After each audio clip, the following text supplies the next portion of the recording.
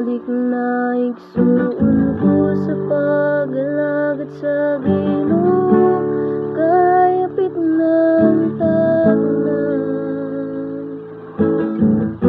Ayaw na pagluya-luya, isalit way ta mga problema nga maoy hinungdan sa atong pagbiya.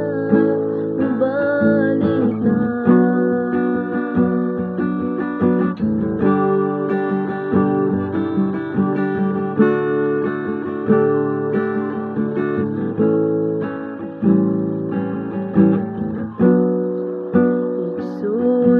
Kung aduna kamay kayo buska niya to, biyahin ang tanan.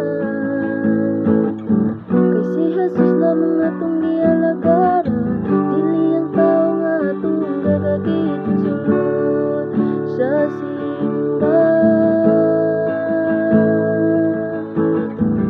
Ilabi na sa mga pulong nga di maayo na atong gakadugan. Apan ang pulong niyang mas labaw na to gikinahanglan. Mubalik na igsuon ko sa pag-alagad sa Ginoo, kayapit ng tagnan. Ayaw na pagluya-luya, isalit way tang mga problema nga maoy hinungdan sa atong pagbiya. Mubalik ka.